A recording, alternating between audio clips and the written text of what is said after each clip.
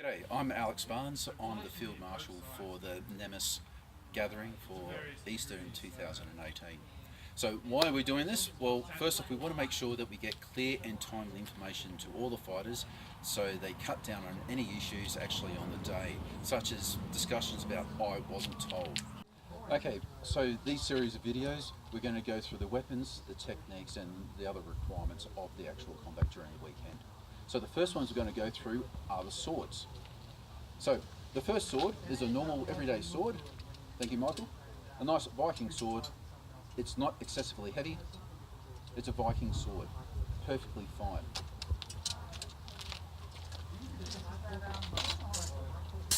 Not a perfectly fine sword. It's made out of rubber. I don't want to see any of these actually on the field, but it has got a very nice cross hilt and pommel.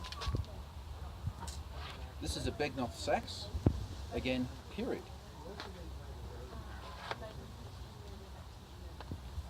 This is a late 11th century sword. As you can see, it's got fullers, it's got a double edge, it doesn't have a diamond cross section. Again, not a period sword. This is a 15th century two-handed sword. You can use a Begnoth sword because you can with two hands, but it's period. This is not a period sword for the event. Please don't use it. Okay, the next weapon is spears. Now, we are able to use single spears at the gathering, which is fantastic. So, there's single spears and there's two-handed spears, which are 9 foot long. The single spears are basically up to where you can actually grip the tip. So, the big thing to remember with spears is knowing how to face a spear. The people obviously are competent in using it, but you have to know how to actually face it. Next weapon is the glaive. Now this is a period glaive. Now you have to be aware when you're using this that when you can cut and you can thrust. Make sure when you're transitioning through a cut into a thrust it doesn't go through a non-target area such as a person's face. So cutting through somebody's face and in is a no-go, but cutting through a person's body and in is perfectly fine. So period glaive, not a period glaive.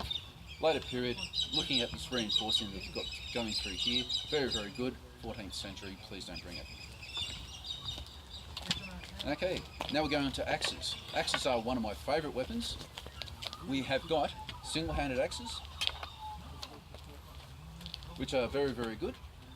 Notice there will be a change in the sizes of axes. You can actually have them reasonably narrow. Make sure you don't make it a spike.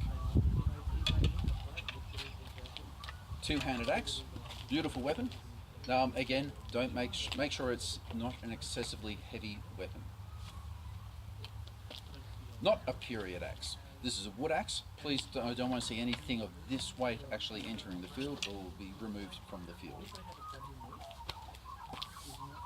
A javelin, one of my favourites.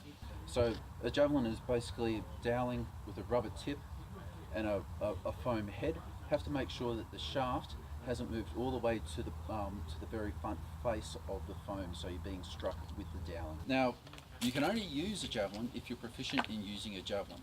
Don't say to a new member, "Oh, you're not competent sword. Here, just have this broom handle that's padded and throw it around." You need to be proficient.